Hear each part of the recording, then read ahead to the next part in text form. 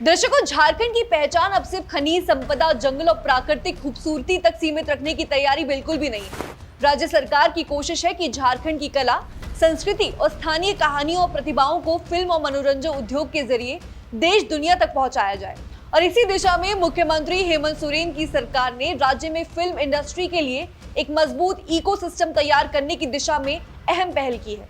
सरकार का फोकस खास तौर पर उन युवाओं पर है जिनमें फिल्म, टेलीविजन और डिजिटल मीडिया के क्षेत्र में आगे बढ़ने की प्रतिभा है, लेकिन सही प्रशिक्षण और प्लेटफॉर्म की कमी के कारण उन्हें बड़े अवसर नहीं मिल पाते हैं। और इसी उद्देश्य को आगे बढ़ाते हुए Jharkhand film development corporation limited और SRFTI के बीच महत्वपूर्ण समझौता हुआ है। इस साझेदारी को झारखंड के फिल्म क्षेत्र के लिए एक बहुत बड़ा कदम माना जा रहा है और इसका मकसद राज्य के युवाओं को फिल्म निर्माण से जुड़े अलग अलग क्षेत्रों में प्रोफेशनल प्रशिक्षण देना और उन्हें इंडस्ट्री की जरूरतों के मुताबिक तैयार करना भी है। यानी सरकार की इस पहल के बीच सूचना भवन में झारखंड फिल्म विकास निगम मीट द मेंटोर कार्यक्रम आयोजित किया गया और इस कार्यक्रम में मशहूर फिल्म एडिटर और फिल्म मेकर असीम सिन्हा ने झारखंड में सिनेमा के भविष्य को लेकर अपनी बात रखी। दर्शकों, उन्होंने कहा कि राज्य में फिल्म उद्योग के विकास की काफी संभावना है, लेकिन इसके लिए केवल आर्थिक मदद काफी नहीं होगी। जरूरी ये है कि राज्य में मजबूत फिल्म इंफ्रास्ट्रक्चर तैयार किया जाए और स्थानीय प्रतिभाओं को अपनी क्षमता दिखाने का भी अवसर मिल सके।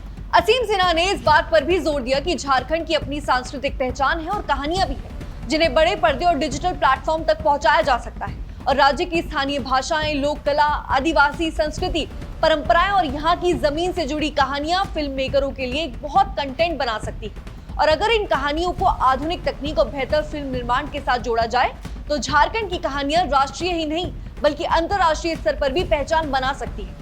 फिल्म इंडस्ट्री को मजबूत करने के लिए ग्रामीण क्षेत्रों को भी इस पूरे अभियान से जोड़ने की जरूरत बताई गई है। अक्सर फिल्म और मीडिया से जुड़े बड़े शहरों को सीमित रह जाते हैं, जबकि छोटे शहरों और गांव में भी बड़ी संख्या में प्रतिभाएं मौजूद रहती।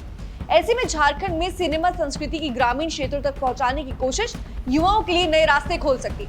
झारखंड सरकार का मानना है कि राज्य में प्रतिभा की कोई कमी नहीं है, चुनौती ये है कि इस प्रतिभा को सही मंच तक कैसे पहुंचाया जाए।